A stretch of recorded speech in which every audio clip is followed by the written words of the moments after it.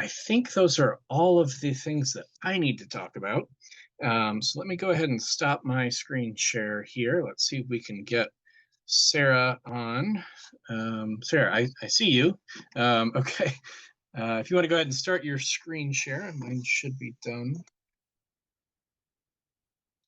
All right, give us just a moment here, folks. All right, I think we are in business. Oh, yep. All right. Thanks, Matt. And thanks everyone for being here today. So I am the one who runs the research library for Montgomery History. And so if you email or make an appointment to use the library, I'm the person that you're going to work with, the only one that does that. So today, I hope you're able to learn something useful in relation to your land, property, and how to go about answering questions you might have about it. Because, whether your house was built in the 18th century or last year, there's always something to learn about where you live. And it's also one of the ways to get like personally interested in local history and to understand at the same time the broader history of Montgomery County. So one of the most important things to remember about Montgomery County is how sparsely populated it was for a really long time. And it's hard to imagine driving around today, but even into the 1970s, most of Montgomery County was still farmland. So if you ever wondered, what did this land I live on used to be? The answer is going to be farmland. It was all farmland. And of course, before that, it was land belonging primarily to this Piscataway. So I do get a lot of questions about Native American presence in this area. And the answer is that this region has a really interesting history when it comes to that. But when I say this region, I mean the area that encompasses all of Maryland, Virginia, DC, and parts of Delaware, because the range of the Native people's territory was huge.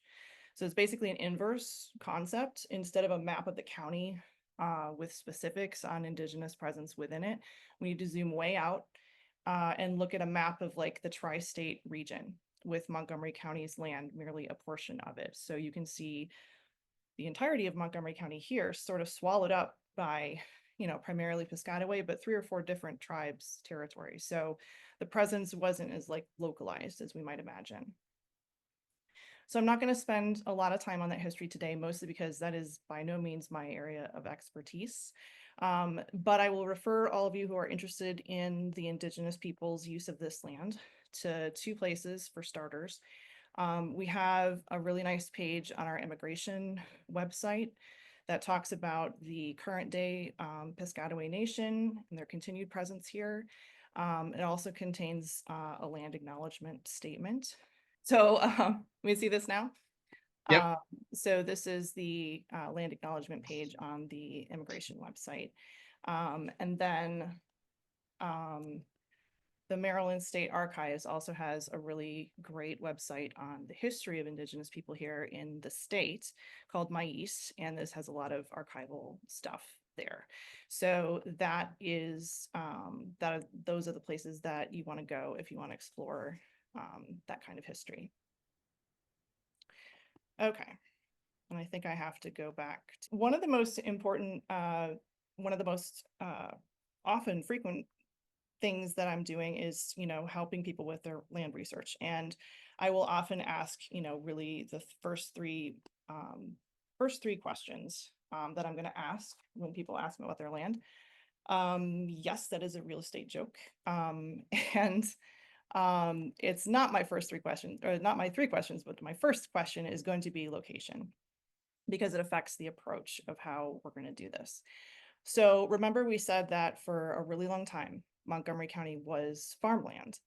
Um, so real estate companies don't map farmland. They don't even really map towns that are surrounded by farmland. So after about 1880, if your property falls outside of about this arc right here, you're going to have a harder time finding maps. And yes, that includes Rockville, most of it, and Gaithersburg and Olney and Poolesville. All of that above that line is not going to be included on some of the maps that I'm going to touch on today. But we'll find other ways around it, don't worry. The second question is going to be, what's the time period? So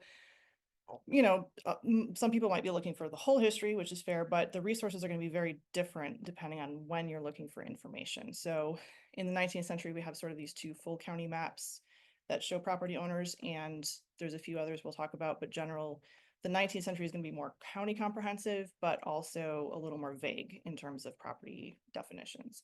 And then the 20th century resources are more detailed, but you can see a little more Swiss cheese in terms of dates. Not only do you have these large time gaps, but then you also have that up county, down county disparity with the visual resources. So we have to get creative.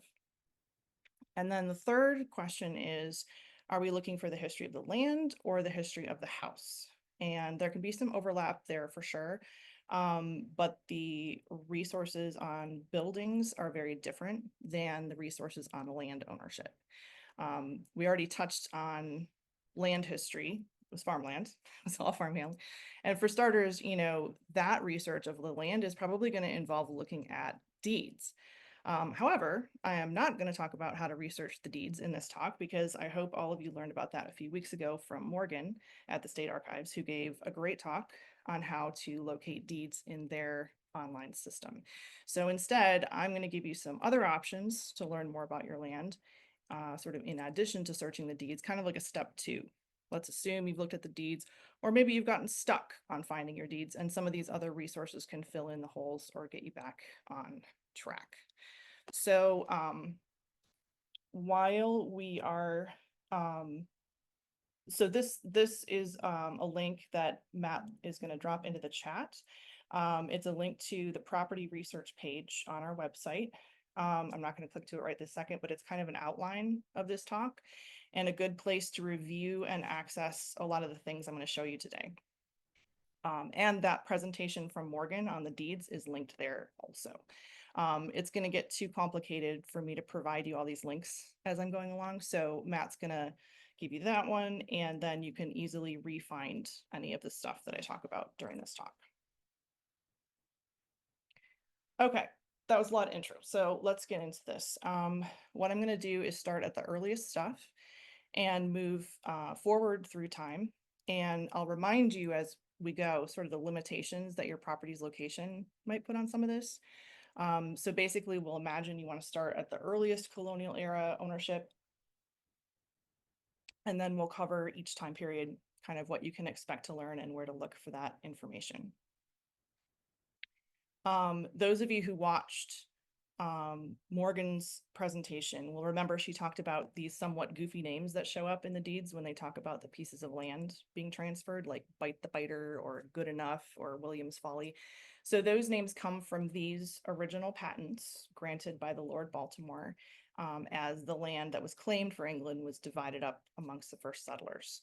And you can probably get some of those names from your deeds still today, but you also might want to know who was the actual first owner of your land. So I'm going to show you a resource we have that can explain that.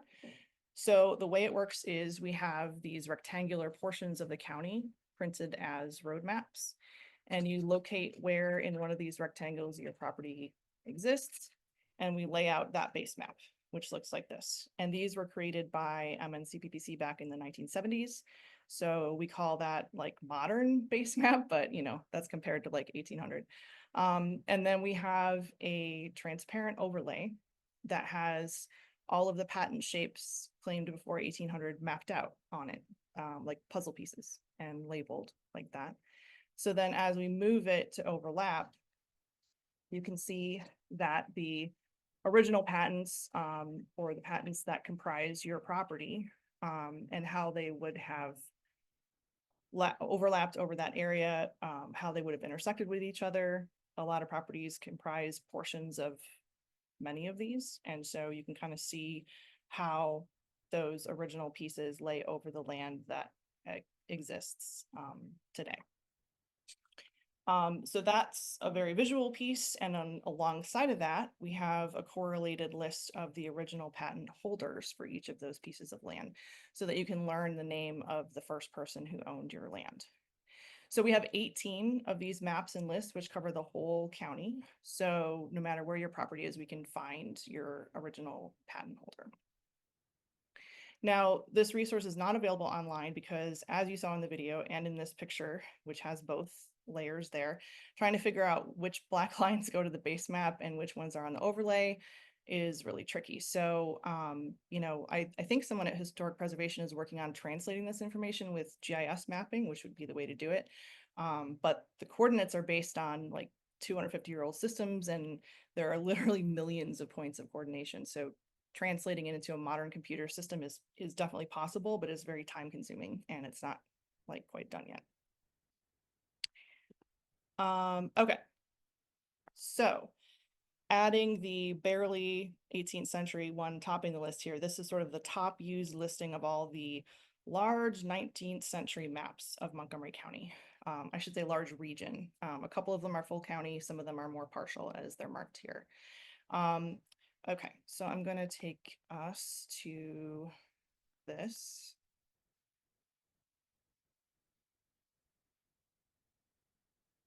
And so this is one of the pages linked from our property research page, which is called Maps and Atlases. So this list of stuff here, we have all this in our collection in paper form, of course, but what we're linking to here are the links to the online versions provided by the Library of Congress. And that's nice because you can actually zoom way in on those. And then I've actually had to take a magnifying glass to ours before because, even though they're large format, the printing is real tiny. All right, so the first map here is from 1794. I'm not going to click through to that one. It's really interesting to look at, but it doesn't have a lot of property owners on it. Maybe like a dozen. Could be useful for a very specific few people. But the one we're going to start with here is from 1865. And this is a full county map drawn by Martin and Bond out of Baltimore. And so we have the full county divided into districts. And then around the outsides here, you've got some insets that show detail on some of the towns. And then looking at this, you have to really put your history hat on because a lot of these places are going to have slightly unfamiliar names. So we see Darcy Store over here. That's what used to be called Bethesda, or Bethesda used to be called. And here Offix Crossroads, that's what Potomac used to be called. And up here, there's no Silver Spring, but there is Sligo. So old-fashioned names, very few roads, and they're not really labeled. The thing that it has is just landowners in various regions. So you just have to do a little detective work, figure out where your property is. You can get some landowner that's in the area at least, or maybe a couple to start from, and that gives you kind of a place to start. All right, and then we have a time jump here to 1879, and this was produced for the region of 15 miles around Washington, including Montgomery County, also including PG County. So this was organized more in an atlas form instead of one image map. So here's the index for Montgomery County. And again, this is the original printed in color, and we have this too, but we also have a version of this that's been reproduced and is purchasable. It's like in a booklet form. So you can look at each district separately. And again, it's going to give you the landowners sort of in these areas to go by. And then again, it's going to have more detailed insets for some of the larger towns so that you can get into the detail of who owns which piece of property. Okay. So both of those two maps are full county. A lot of you are probably already familiar with them, but I'm not going to leave them out. And then we have these next two from the 1890s that are not full county. So this one from the B&O Railroad Company obviously is going to focus on the railroad. So this is DC here, and it's going to follow the Metropolitan line out to Rockville. And so it stays pretty tight to the line. It doesn't go too far out, but it does go through Chevy Chase, Bethesda, all the things on the way to Rockville. And you see it does give property owners and shapes of properties and acreage here as well, to kind of give you a sense of what's where. So if you have that region, that might be useful. The other one from the 1890s is this one, another vicinity of Washington, except they don't go all the way out through the whole county. So you can see DC is the box in the middle here, and it's just everything surrounding it in a circle almost.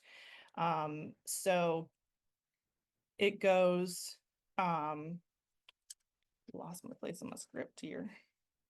So it follows the river out to sort of Potomac to Great Falls area here, kind of runs out right past Rockville at the top here, doesn't quite get to Gaithersburg. And then on this side, it gets sort of up to Norbeck, but not really anything farther out there. And this one does not have insets for the towns. So some of these rural areas are easy to spot, but if you get into an area that's a little bit more densely populated, it's just going to have little boxes where the houses are and not really any property owners. So this one's a little better for rural properties rather than town properties.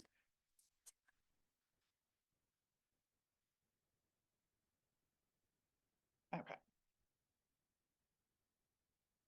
And that takes us, hold on, I'm gonna switch here. Hopefully back to keynotes. All right, so that takes us through the visual resources for the 19th century. And we'll get back to some other kinds of resources rather than just maps when we discuss house history research in the later section. So moving on to maps and other visuals that we have for the 20th century, you can see these time gaps jumping out. And we also have an unfortunately long upper county drought here. So the ones that say partial, none of those are going to include areas like Poolesville, Clarksburg, or Sandy Spring, unfortunately.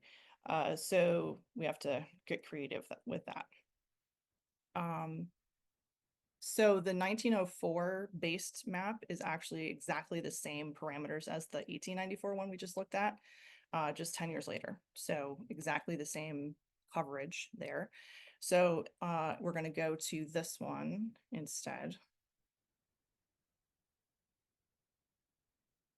Is that still coming through? Can I keep going on this? Yes, it's still showing. Okay, great. So this is a resource that we have digitized, and it's available on our website through our digital repository. This is a Dietz and Maddox Atlas that was produced in 1916. And so it's divided into plates. And so we're going to look at the index first. I'm going to go to here. So when you go to the digital repository, it's probably going to download these images for you because they're quite high res, and we wanted to leave them that way so that you could zoom in really far. So that's why I'm going to my desktop to show you these, because they're just going to download there anyway. So this is the index for the Dietz and Maddox. Still not quite full county. So this line up here is where the map stops. It looks like there's stuff up here, but this Gaithersburg, Laytonsville only part is not mapped in this resource. So we have these different numbered plates, and where it's more densely populated, the plates, there's more plates for those areas because there's a lot more to show there. So we're going to go to the Potomac plate here, number 7. And you'll see that the information given is the shape of the parcel, the name of the owner, the acreage, and also the deed reference. That L and F number is Liber and Folio to enter for this particular sale in 1916. And you'll notice that just like in the, earlier when we were looking at the Martin and Bond, the roads are kind of there, but they're not really labeled for the most part. And there's a lot fewer of them, of course, than today. So I actually find it helpful to have a Google Maps open when I'm looking at this to try to correlate some of these roads. Like you can figure out a road coming out of Potomac is probably, and sometimes you can match the shapes to them on current day roads so that it can make it a little easier to orient yourself. If you guess wrong on your plate, it does tell you at the top, which is the adjacent one. So you can just go to that one if your property ends up like right over the top of that or whatever. And then in some cases where subdivisions had started being laid out, this is how that's going to look. So they still have the property owners on the bigger lots, but on the smaller lots, they're not going to give individual property owners here. They're just going to give the name of the subdivision, like High Point here. I think this one is Glenmar down here. So this can be useful. This resource can be useful if you've been trying to track your deeds backwards and you lose the trail at some point, especially in that 20th century run. If you're going backwards from modern, you can get lost in like the 70s, 80s, 50s, whenever it got sold a lot. So you can find a deed reference or a plat name to hook into from this era. And that can be a useful moment. Also, it's just interesting to look at how properties were laid out then. This is sort of like World War I era. So it's just an interesting resource to look at. So a similar atlas was published by the Klinge Real Estate Company, specifically for use by real estate companies who were tracking subdivisions going in from the 1930s sort of through the 1950s, which many of you know is a very crucial time for Montgomery County. And again, unfortunately, the upper county is not included because not enough development was going on at that time not enough to pay for a map anyway. So the orientation and organization of these maps varies a bit between the publication dates, and that can get really confusing. So I'm going to try to explain what's available when. We have a set, sort of this first list here from the 1930s. And so what they did was they used the same base map. So here's the 1931 and here's the 1935. And it's the same picture, except when there were changes between those years, they would paste in like the new bit. So you can see that that part is a little different blue, and it's also got houses on it now where it didn't in 1931. And if you're looking at the original book, you can actually feel where they pasted drawings in on top of the original image. And then there's another book in 1941 that is the same region. So they mapped the county from sort of the same shape in 31, 35, and then 41. And I'm going to show you that area that we're talking about, which is this. So here's Washington. And again, we're sort of going out into that arc, that lower county region there. Anything that's not in a color on the edges here, anything that doesn't have a number on it, is not mapped. So this region here is off the charts here, Congressional Country Club. And then up here, sort of burning tree, is it over on the side over there, is sort of the or Newport Mills Road, sorry, and Bladensburg Road as the limits over here. And so similarly, each number refers to a specific plate. And we find one of those plates, this is what that's going to look like. So some of the bigger property owners are still marked with the owner and with the acreage and with the deed reference, super tiny there, but it's there. And then the subdivisions now, instead of just being gridded out, will show you where there are houses built in this year. So this can be a very good resource for house history, which we'll talk about later. If your house was built sort of in an era, but it's not there yet on your lot, then you can kind of date it from these. Yellow boxes are frame buildings, pink ones are brick. There's a legend that explains all of that, like on the front page here. And we've got the platted subdivisions, also labeled. It says Northwest Park here, so they label those across as well. Rosedale here. But you can really get a sense of how these subdivisions are developing. So for the next set, we have a 1948 and 49 era, that kind of year there. And they expanded the coverage. So where we had this full region, they put this side into a volume 1 and this side into a volume 2. So here's what that looks like for 1948. Washington's over here, and we have this region here, and it's much much more on this side. So we got all the way over to Sandy Spring now, Ednor, Spencerville. Some of those things are being included now where they weren't on the earlier one. And then the volume 2 is the westerly side going through Chevy Chase, Bethesda, and that region. We almost get to Rockville. There's a little slice up there, but mostly just ends at Montrose. And this matches up with the other side of the map there.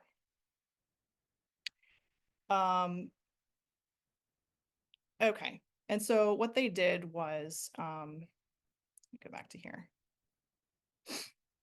So in 1948 and 49, they made those maps. And then in 1953, they did the updates, like with the circles and stuff, or sorry, with the paste-ins and stuff. So there's an updated version of 53, and then there's a redrawn version of 59, but it's the same exact region. So we have 3 dates there that you can compare. Unfortunately, we do not have the volume 1 from 1959. I don't know what happened, if they did never draw it. I've never seen it. We don't have it. I've never seen any other repository that has it. If you find a 1959 volume 1, I will pay handsomely for it, I promise. So anyway, that's kind of how these lay out, and they are all also available on our website, same as the deeds and Maddox on our digital repository. All of them are digitized, and so it's just a matter of navigating which year that you want to grab. All right, and then this one resource here that is not actually online, but is really useful, are these aerial photo tax maps we have starting in 1969. So that's late, but it is a full county resource. Has a double index, which I'm glad I don't have to show you. But when you find the right plate, they have an aerial photo of the region on the left side, like this, which is really interesting. And then the corresponding property owners and information on the right side, looking like this. And they give all kind of that same information: subdivision names, block numbers, lot numbers, acreage, owner's name if the property's large enough, not within subdivisions, obviously. So, and library and folio, all that stuff. So we have these books every couple of years starting in 1969, going through the 70s, and a couple from the early 80s, 80 and 81. And then last thing on research for the 20th century for land. Here are a few resources available from some other places that might be of interest. We were just looking at those aerial photos from the 60s and 70s. The earliest set of aerial photos is actually at the Montgomery County Archives, which you also make an appointment with me to visit. Those are done in 1941. And they were done, though, for the Soil Conservation District, who drew all over them with pen. Not helpful for being able to see details, and they're not very good quality to begin with, but once in a while you can find something useful on those. And then the county has a 1951 set starting in 1951 online. And so this is a good resource. It layers over sort of like Google Maps. And, you know, the 51 quality is also bad, and there's kind of some big chunks missing. But you can put an address in the search bar like you see there, sort of like Google Maps, which is handy. So this is 51. They also have layers from the 70s, from the 90s, and then kind of every 2 to 4 years through the 2000s. So a lot of you looking for later developments, those will show up there over that time span. And if you catch it in the right year, you might see a big construction project going on in your subdivision, big dirt pile instead of houses. And then, of course, as we've discussed, the State Archives also has a lot of resources on land, including all the deeds, plats, subdivisions. Most of that's available online. I also wanted to point out they have tax assessments of various kinds, all the way back through the 1700s through the 21st century. Those can also be really useful in property research. None of those, most of them are digitized, but none of them are online. So you actually have to go to their research room to see those. Same with the wills and probate and equity records they have there. If your land had been inherited, that's where that is going to show up. It doesn't always show up in the deeds if it's not been sold on the market. Okay, so all of this so far has been focused mostly on land ownership and what you can learn about your piece of property through time. But understandably, people are often interested in the history of their actual house. Weirdly, that can be a hard thing to research. So here's my caveat list of things it is very difficult to find out about a house. When was my house built? So everything we just talked about, deeds, tax maps, county maps, plats, other than those clingies that show footprints of houses, none of those resources are going to talk about houses. They're land only. Your deeds will never say when your house was built. So sometimes a decade range is the best you can do on a build date because the system is just not set up to tell you when your house was built. What did the plan of the house look like? This seems like a logical thing. Your house was built, the blueprints must exist. They had to be filed somewhere, right? Not that I've really found. Blueprints tend to either stay with the architect or contractor's company, which are private companies, or if a set is given to the first family that occupies it, it stays in the family. Architecture firms go out of business, family members pass away. A lot of times these things just don't get saved. So, for example, in our collection, we have exactly 6 sets of blueprints that represent Montgomery County private residences, including the one I'm showing you right now. So getting a copy of the blueprints of your house is probably not the straightforward request that it seems like it should be. And then that brings us to images. So 3 things have to happen for me to have a picture of your house in my library. Number 1, someone has to take a picture of the house. Not actually as common as you would think, especially way back in time. So even if someone took the picture, someone has to save it. And again, family members die, pictures aren't labeled, pictures get thrown out. If someone took it and saved it, someone also has to donate it to me in my library. The family that lived in your house in the 1940s probably does have a picture of your house somewhere in their picture albums. And did they give a copy to us? Probably not. So in general, it doesn't hurt to ask, but keep the hopes at a lower level. Oh my gosh, that slide was a downer. Sorry about that. So now we've set the expectations. Let's talk about what we can research about houses. And so ironically, the best resources come from, fire insurance, where, we're obviously trying to prevent loss of houses. And so we document them the best in these resources. So this one's a relatively new resource that's available online. This has been part of our collection for a long time, but it's exciting that these are digitized. It's a collection of fire insurance policies taken out with the Mutual Fire Insurance Company based in Sandy Spring. These start in 1844, super early. And we have all the ones we've digitized through the early 20th century. The collection goes a little beyond that, but the digital ones only go through about the turn of the century. So this company is in Sandy Spring. So it tends to favor actually the more remote Upper County properties because the areas closer to DC tended to insure with companies located in DC. So hey, score 1 finally for the Upper County folks. So there are almost 1,500 of these things searchable on several fields. So let's say that we know that Thomas Howard was the property owner in 1916, but we don't know when the house dates to. So let's go and search on Howard. And that's going to bring up a bunch of Howards, but here's Thomas, 2 policies down here. So the cool thing with these is that they're going to talk mostly about the buildings, which none of the other resources do. They talk about, so here we have 1898 as our date, so we know our house was built at least by then. Not only do we have a dwelling house, we also have, some personal property, but we have a corn house and a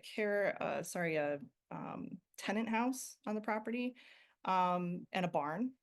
So there's a lot of buildings on here. And then down here, they'll describe the building a lot of times with measurements. Sometimes they'll say how far away from the road it is or what road it's on. In this case, he even did a little sketch of the dwelling house and then the outbuildings as compared to that. So there can be really interesting stuff to find in these if you can locate your property and your property owner in these policies.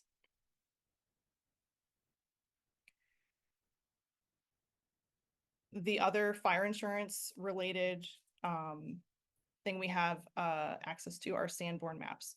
And these are really fun and detailed.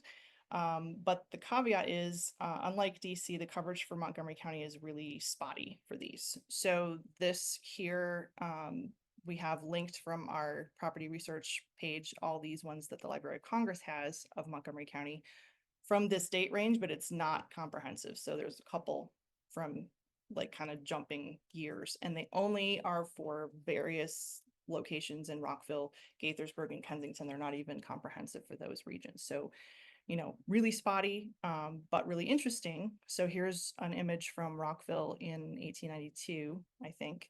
So you can see it shows every building on the street, and color coded. Clingy stole that from Sanborn, pretty sure.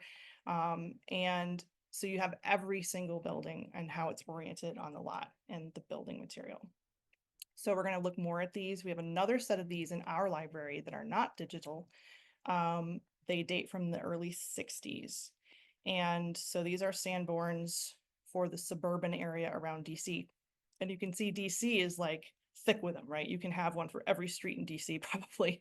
But then we get these thready little representations of Montgomery County out into the suburbs, and those are the only portions that are mapped.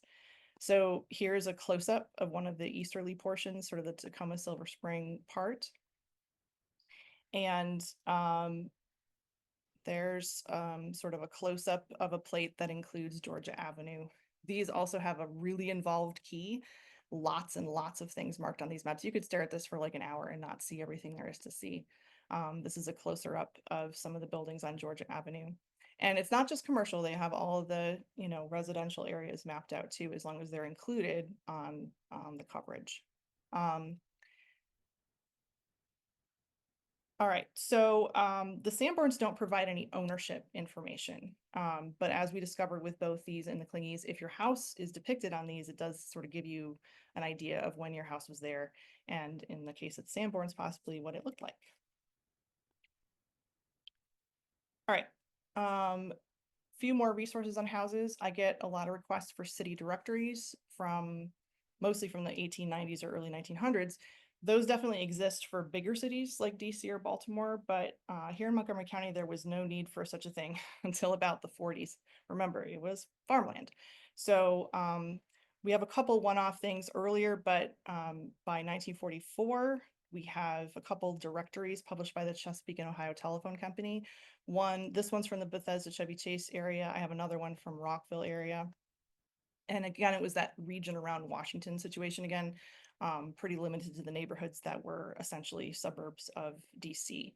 And it looks more like a modern phone book. These have addresses and phone numbers, though you can see the old style phone numbers, 5-digit in the prefix. So then by the 1950s, the Polk Company finally started to print city directories for parts of Montgomery County.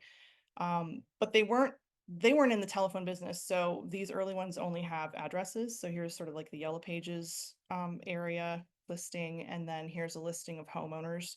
They do give occupations sometimes, which is interesting, but usually just addresses.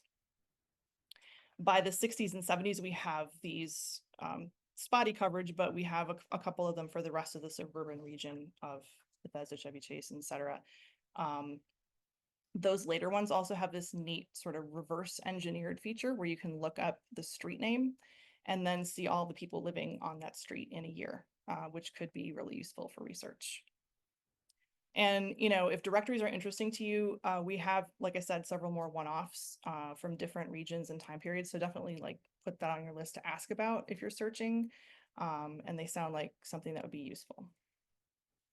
And then last on this list is this quirky collection of Lusk's real estate directories that we have. So these were essentially weekly newsletters sent out to real estate offices to indicate in the last week what the transfers, mortgages, and leases happened on properties in Montgomery County.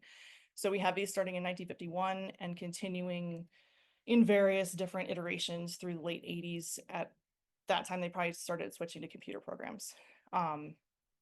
So these are a very specific resource though, because you need to know when the house was sold approximately to be able to look it up. But say you know the name of the buyer and you know when they bought it, but you're looking for the name of the seller they bought it from. You could find that from here, or vice versa. The other thing you can find out of here is the purchase price. A lot of times the deeds, or most of the time the deeds don't provide that information. So if you're curious about what the house sold for and in this era, then you can find that from this resource.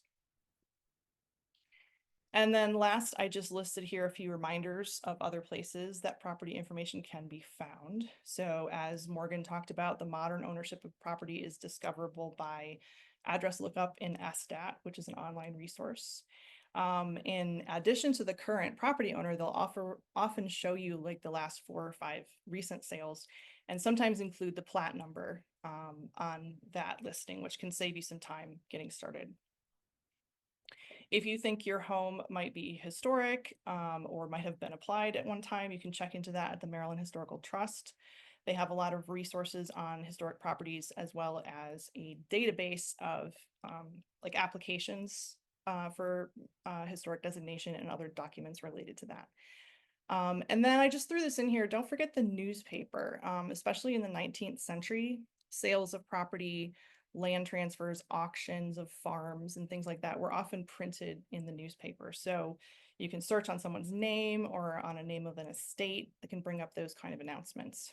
And just a reminder that the Sentinel is online and searchable from 1855 to 1963.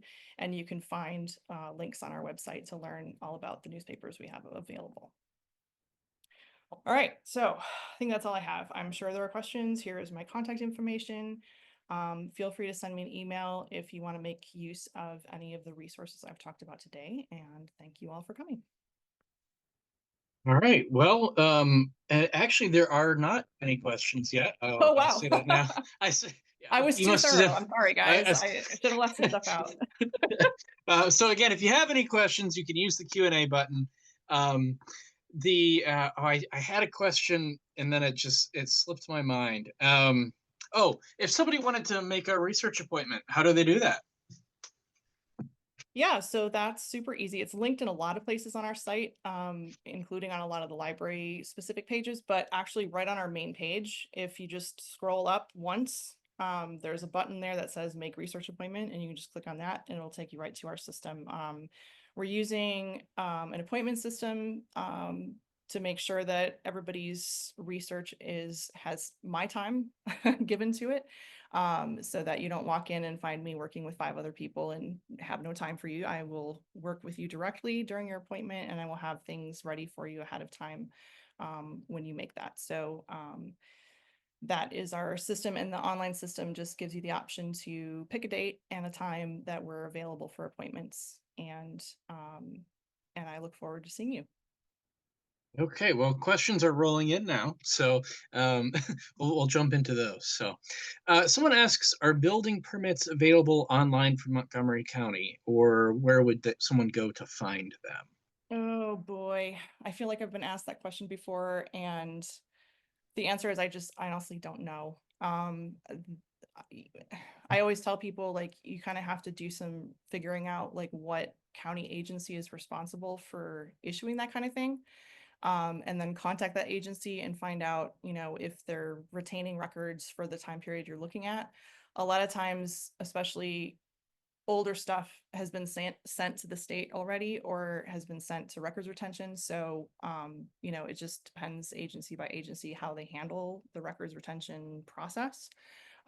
So I don't have like a cool link to give you, but that would be sort of the process for figuring that out.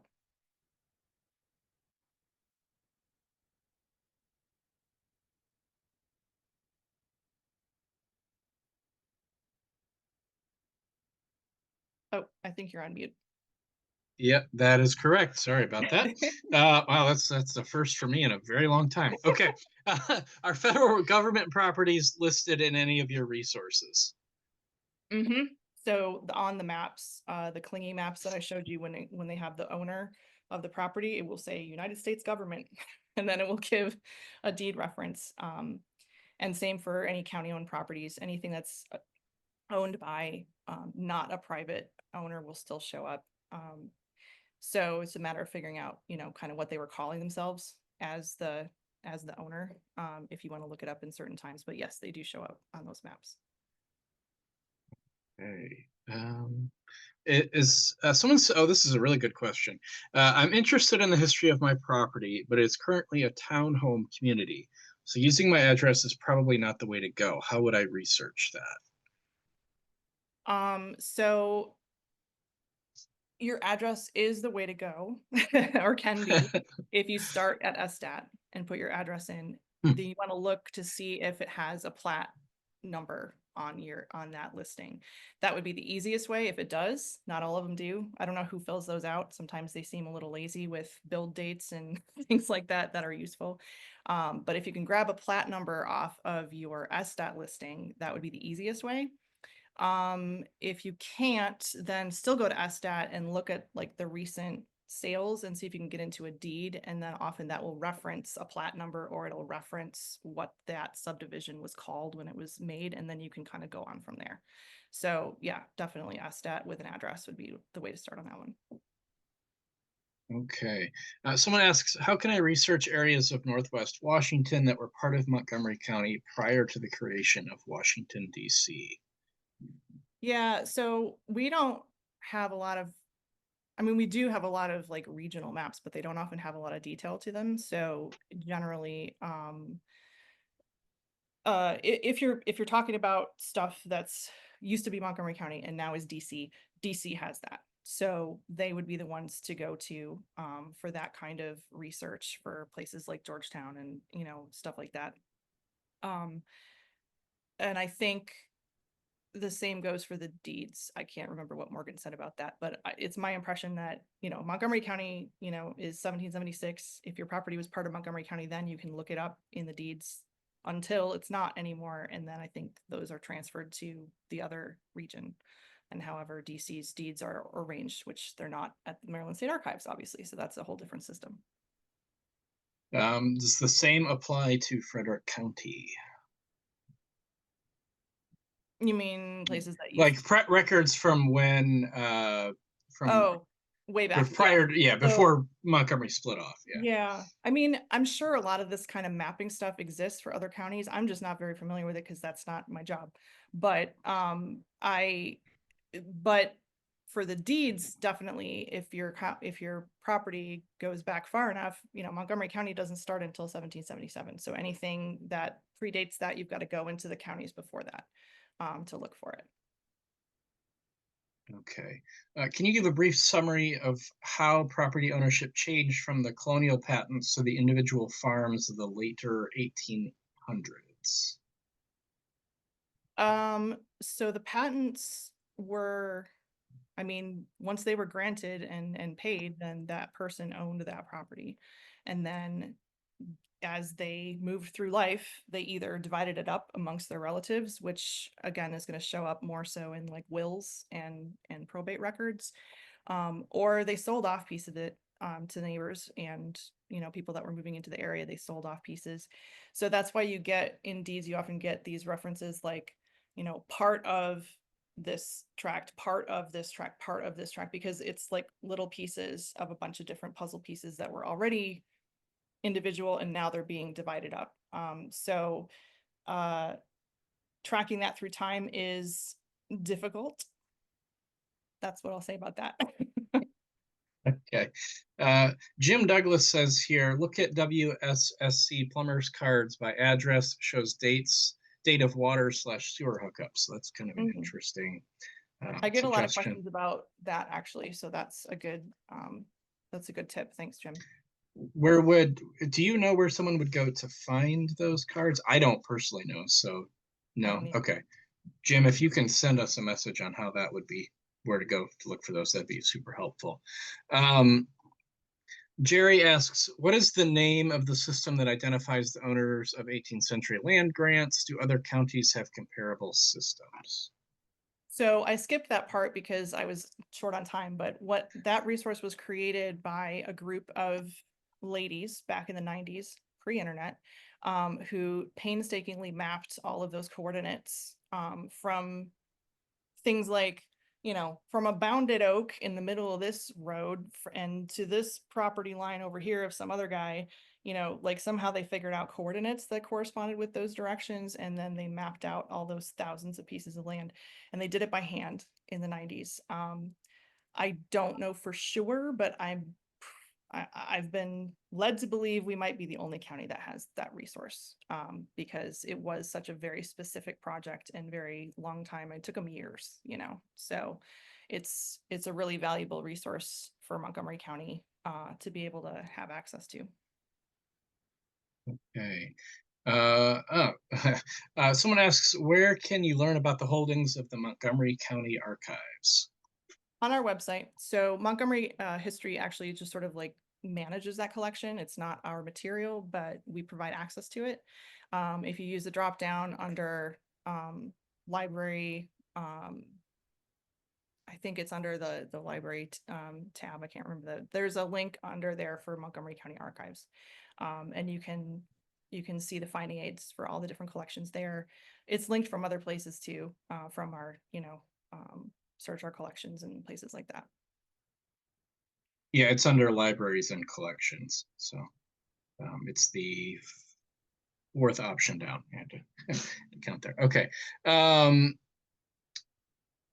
Someone says my childhood home in Chevy Chase might not technically be historic, but it's been torn down in the last decade, and I'd like to find out more about it from before we lived there. Any tips on how to do that? I mean, Chevy Chase is falling into that, often mapped area. So I think a lot of the resources would show, depending on when it was built. So, if it was built in the early part of the century, it should still be represented there in the 30s, 40s, and 50s. In those clingy maps, there'd be like a little footprint of that house, and some deed references so you could figure out who owned it at the time. Possibly some of the city directories would list owners if the address stayed the same. Sometimes they don't, but usually in pretty early residential areas like Chevy Chase, it's pretty consistent. Also, you might check out, ask the Chevy Chase Historical Society, because they often have a lot of really specific resources on their houses, like more so than we do in our more generalized collection. That's actually kind of leads into another question, which I'm going to slightly reword to make it maybe a little bit more generally relevant. If somebody has a specific question about a specific area, do you recommend they go to their local specific historical society? Does that make sense what I'm asking? Yeah, it depends. Some of them are more accessible than others. Some of them have more collections than others do.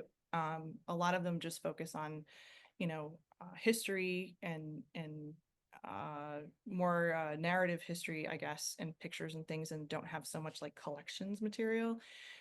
So it really just depends on what region you're talking about.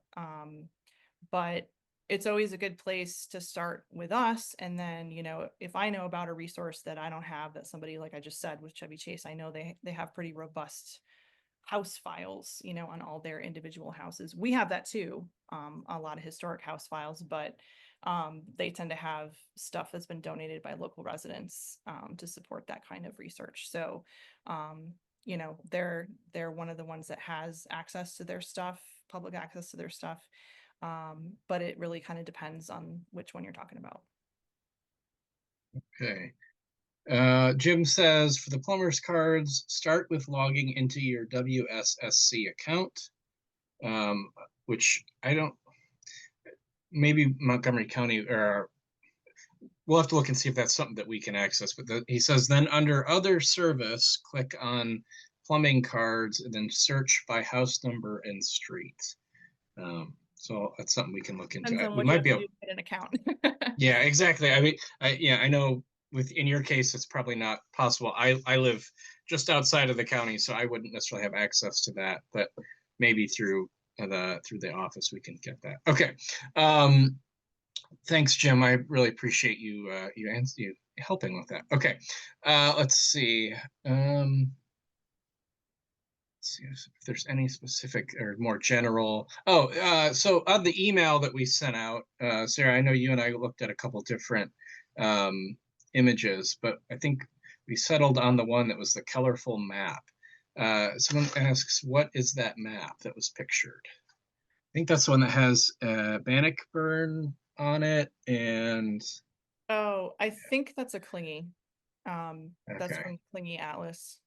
Um, yeah, I'm pretty sure. I'd have to look at it to figure out which year that's actually from, but yeah, that region is depicted on all of them. Hmm. So yeah. Okay. Someone says, are there special collections for African American property records? Um, the only thing I have directly related to that is I do have a book kept by a lawyer named Clifford Robertson who was involved with a lot of the sales of the Lincoln Park properties. And so I'm not sure there's anything unique there. I think he was just copying the information that was filed at the county level for like deeds and stuff like that. But it is kind of a cool like one place for a lot of the Lincoln Park properties, which is kind of interesting. Um, we don't actually have special collections that relate too directly to property from any property owner, just because I guess they're kind of mixed in because a lot of the family papers will have the deeds and things from the houses or properties that that family owned. But again, they're just copies of what's also available online. So there's not really any unique resources. I wouldn't say too unique. Um, Hope that answers the question. Okay. Let's see here. Someone says they live in the village of Drummond, which is outside of the Chevy Chase Historical Society area. But they had a house. It says Emily Ige helped us get our house designated historic with the state and county around 2008. We never figured out who the house's architect was. Do you have any resources since 2008 that might help us figure that out? Um, ooh, Architects are tricky. I guess it depends if it was part of a development, because often you'd have to do the research on the developer and sort of that time period when those developments were happening. Sometimes there might be newspaper articles that advertise some of those properties and talk about who the architect was. Yeah, I mean, it's kind of a second dive kind of thing. You probably want to find like the low hanging fruit information first and especially get the name of whoever developed the subdivision or and then in the case of some of those houses were built independently, like sometimes like in the 20s they just build a house on a lot, and sometimes that information about who actually built it or designed it is not kept. So it's possible, could be a little tricky to figure that out, but it's I would start with figuring out if it's an independent build or if it's part of a subdivision. Okay. Where would one find wills and estate settlements? State archives, all of it. We have, so what we have in our collection is sort of an abstracts resource that's helpful for the 19th century. So we have the wills um, like sort of abstracted, so like sort of a shortened version of it, with the reference to the full document from 1777 through I want to say like 18 50s or I don't know if it goes that late. Anyway, maybe 25. So sort of the early era of wills have been abstracted. So it's kind of a shortcut to finding if a will is actually in the state archives. You can look in our resources, and if it's not in the list, then it's not there. If it's in the list, you can grab the deed, the reference off of it, and then you can uh, request it directly. But generally all of that kind of stuff, wills and probate and equity, that's all through the state, and can be accessed through their systems. Let's see here. I'm trying to find more general. There's a couple personalized questions, and I don't want to discount those questions, but those are we're not here to solve your individual research. So send Sarah an email. I know she's going to Yeah, hate me for saying that, definitely but email. send Sarah an email, and she can help you with your specific use case. Let's see here. Someone says, how could I explore the history of Montgomery County roads? Is there a published account of the origins, purpose, and evolution? I'm going to cut you off if I know you're going to say something, but we do have a couple. There were some rural roads talks given in previous years by I'm blanking on her name with MNCP. I think she Like was Casey MNC. that did that? Casey did one, and I'm blanking on the other guy. There was a history of the post roads too. So we'll probably feature some of those as rewinds in the coming weeks, since there's kind of a relevant topic to this. But Sarah, do you have anything more to add to that? I mean, some of the resources I listed here would be interesting to look through specifically for roads. I didn't really list that as an option, but it definitely is an option.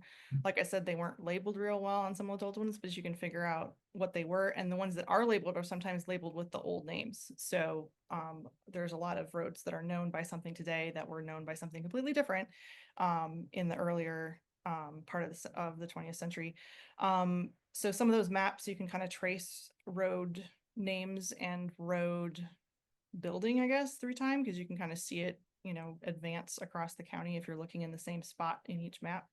We also have, I don't use it very often, so I haven't seen it lately, but we do have a giant portion of our vertical files that talks about roads, and a lot of stuff in there research people have done on, the history of this road's name or whatever. So there could be stuff in there that would be relevant to something you're looking up. And I think we have a couple of published resources as well, but nothing specific to Montgomery County, maybe. Just I'm not quite sure. I don't get that question too often. Once in a while, somebody will ask about a road, like I just answered, like, what's Briggs Cheney Road? What does that mean? Why is it called that?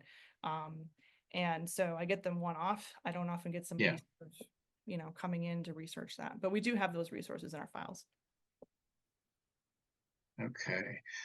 Jim also mentions historic Tacoma has extensive collections that include some of the images and maps that that Montgomery History does not have. So Sarah may direct, if you come to Sarah for a research request, she may direct you to historic Tacoma as well.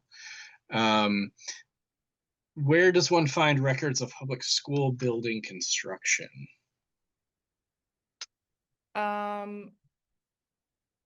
So depends on the time.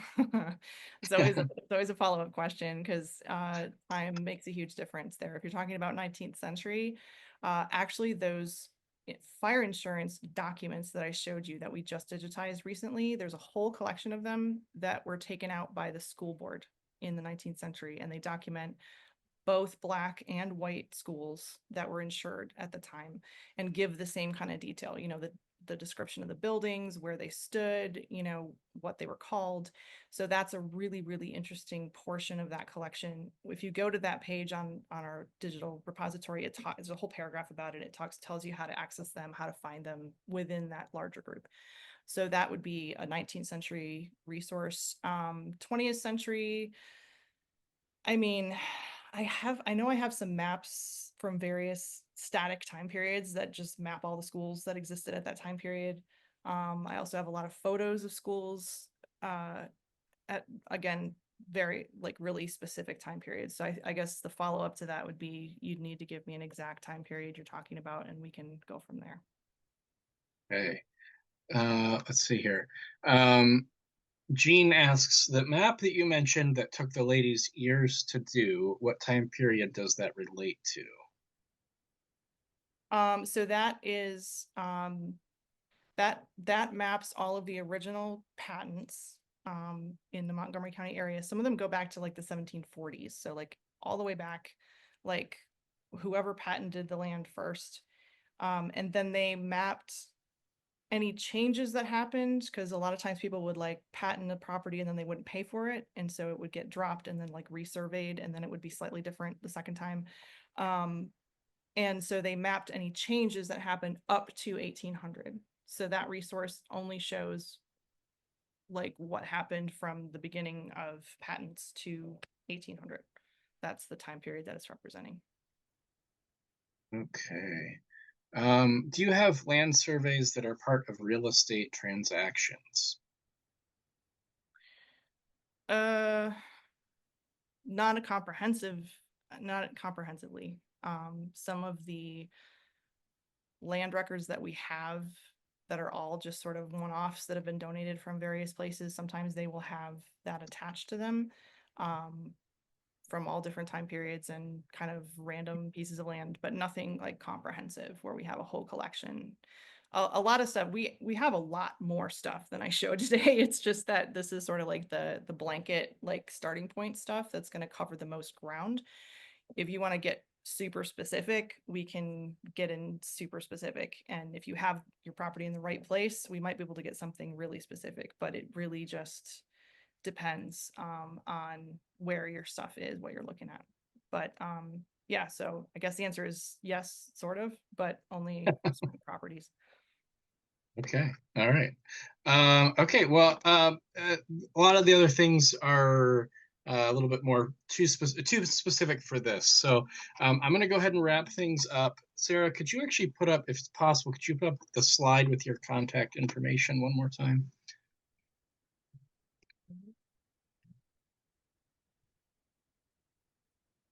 Okay, perfect. All right. And of course, you can always go to our website and click on the homepage. Just scroll down a little bit past the talks, and then it's the second vertical bar that says "Make an appointment." So there's that. You can also search the collections virtually there, and I'm going to drop the link to property research one more time into the copy it into the chat. And I don't want to do that, but there we go. Again, so we'll have that, that's available on our website. And I actually don't, yeah, it's also, if you go to search our collections, it's at the bottom of that page as well. So it should be fairly easy to find. If you have any questions, you're not able to find something, you can always email me or you can email Sarah, and we would be glad to help you find what you're looking for if we can get you to it. With that, I'm going to go ahead and wrap things up. Sarah, thank you so much. This was fantastic. I know there were a lot of thank yous that came through, and I appreciate it, and I think everyone else does as well. So thank you so much. Look forward to seeing you all soon. Okay, have a great day. Bye.